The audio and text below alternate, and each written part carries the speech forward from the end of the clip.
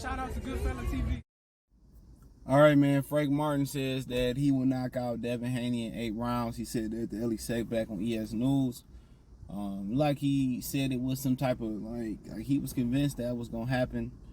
And he said the guy that he fought, the Artem guy, the one that a lot of people thought could have went either way, he said that guy was tough. And he was. Just because you don't know a guy, I mean, that make him kind of more dangerous today, especially with all the inactivity, you know what I'm saying? You know, and with all the, you know, everything being exposed on social media, that make it even more tough. You know, these dudes, you know, they got the same mentality that the fans got. Oh, he ain't fight nobody. This gonna be over quick, or this gonna be a one-sided beat down or whatever. And when that guy come in and that ain't, you know, he ain't playing a role, he playing a different role, then it just make you look bad. And once again, PBC matchmaking is just terrible. It's terrible. You know, then it's to the point where a lot of people saying, well, y'all saying Frank lost because y'all don't like Errol Spence. And like I said, we getting beyond the subject. Now, apparently Terrence Crawford said he thought the other guy did enough to win. I didn't see that on social media. I didn't see him posted on Twitter or Instagram. Maybe y'all know where it's at, but shit, it is what it is. I mean, let's not stop. I think the old boy won like the first 6 out of 8 rounds from my count. You know what I'm saying? So he up 6 rounds already. But Frank finished strong. You know, he took a knee, and without that knee, it probably would have been a draw. You know, had he been a house fighter, he would have won running away. We know how it is. You know, he said he wanted the rematch, but, you know, coming off that performance, and obviously he didn't see it, you know, how we got a third-person view of it.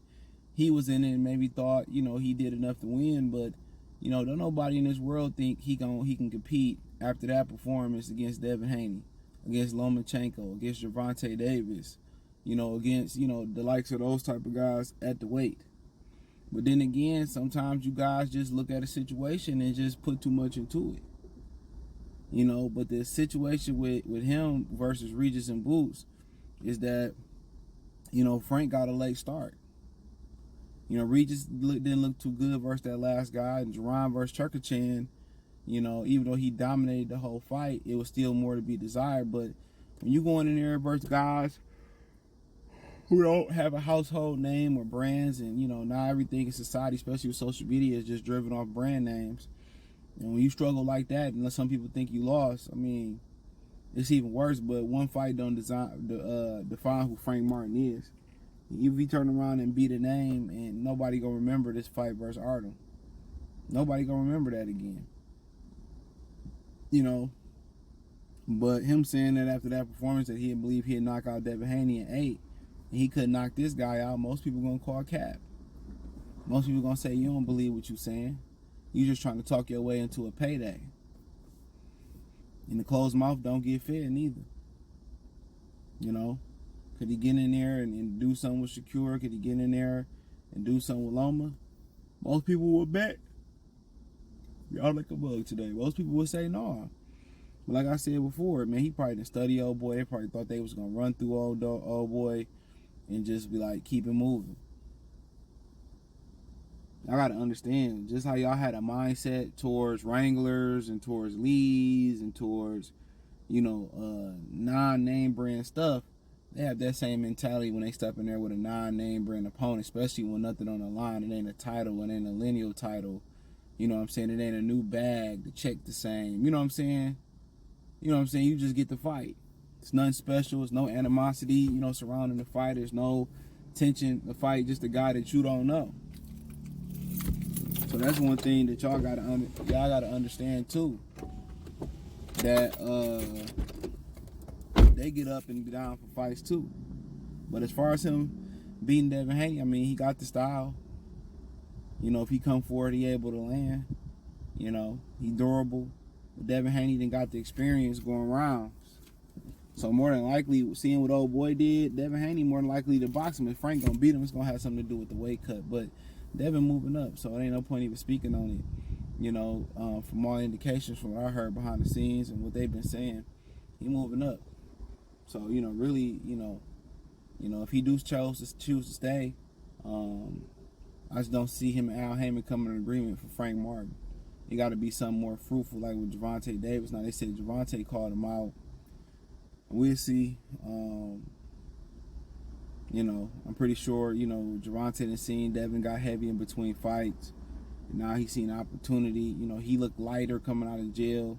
Probably wasn't messing with the food. Probably was just living off commissary food and Snickers and noodles and shit like that. Probably was keeping himself in shape. So we'll see if we get that. And Tank come back and beat Devin Haney. Ain't nothing you can say. All you got to do is spin the block on Shakur Stevenson and Lomachenko whenever they fight, or just on Shakur Stevenson. Then he good to go.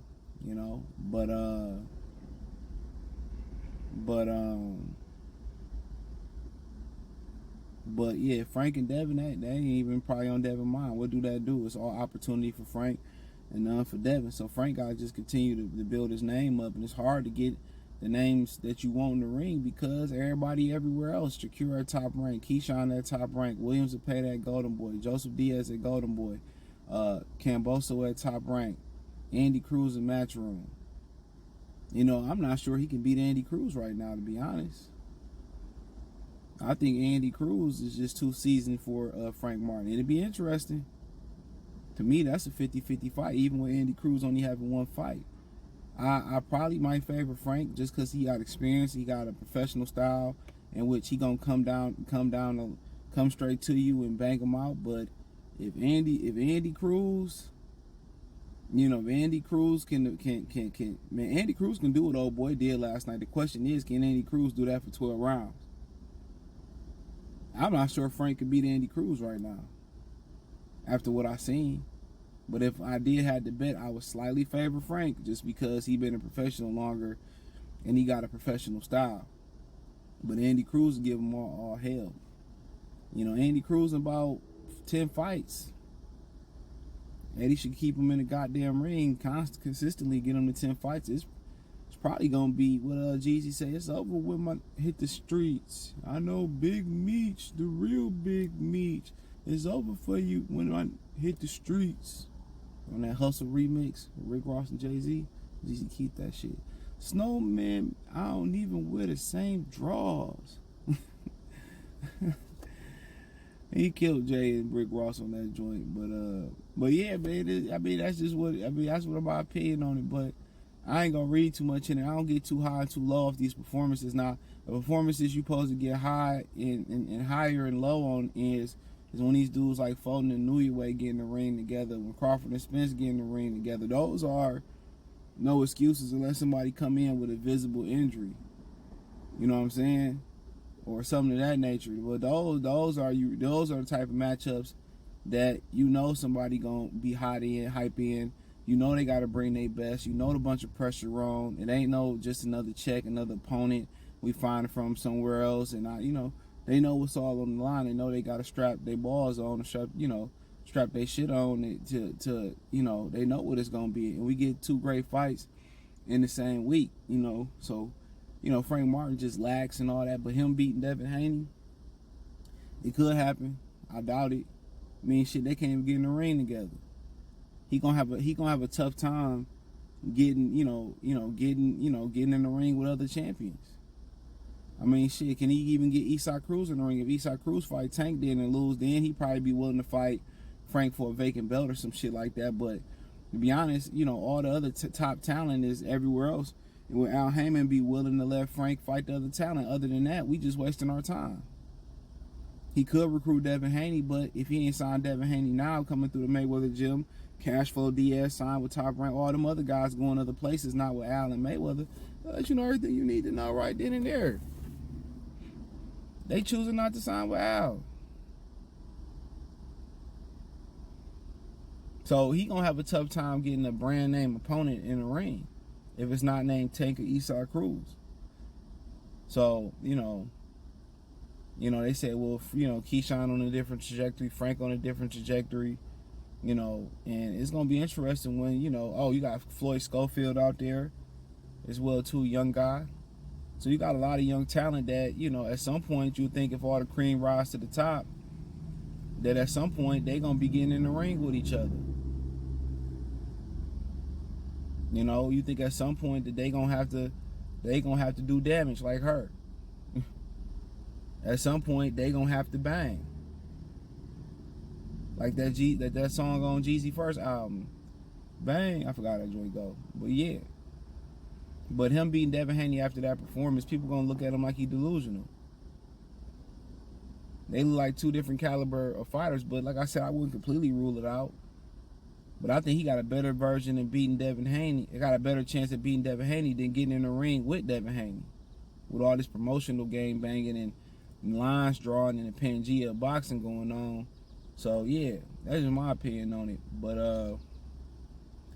I wonder what's the plan for Frank. Is to get him the title and then Tank get the title, unify, or you know, Isaac Cruz fight Tank and lose, and then you give Frank and Isaac Cruz a title once Devin drop. I really want to know what's the end game for him. Is it continue to get more experience, then rise to the top? I never was high on Michelle Rivera to begin with, but I root for Frank, man. He from Detroit, love his story, so I root for him. But hey, thumbs up the video, share the video, subscribe to the channel, check out the Boxing News playlist, hit the link tree, find me on Twitter, Instagram, Spotify, Anchor, Cash App, Venmo, PayPal, Apple Podcasts, Google Podcasts. Check out my new channel, Free Game 89, links in the description, and it's in the link tree. Peace.